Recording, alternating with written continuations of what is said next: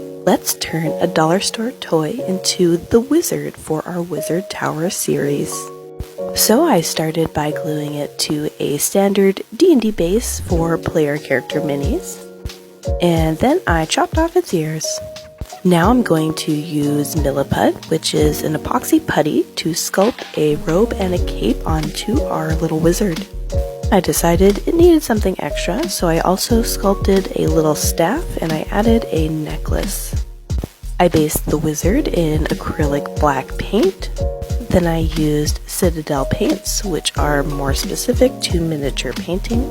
And this is a seasoned wizard, so I tried to make them as magical looking as possible. And I think that the wizard turned out super adorable, but it is missing some extra magic. So we are going to add a magical effect to the base of our wizard. I envision a swirl of magical purple energy, so that is what we are going to create using hot glue and water. So essentially I'm going to build up this magical effect in this glass container. I use glass because the hot glue pops up a lot easier, and I put a same size miniature base underneath for reference. So essentially I am putting on a ring of glue and then I'm setting it immediately with the water, and I continue to build that up.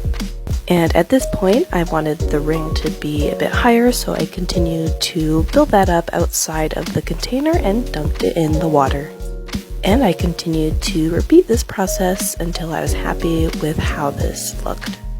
After that, I attached the ring to the base of our wizard, and I wanted to give it some color, so I'm using a purple contrast paint over top of that. And here is our final wizard, the one who built our Wizard Tower. It's a super adorable wizard, and now I need your help in naming him. So please leave suggestions in the comments, and then I'll create a poll so that everyone can vote for the wizard's name.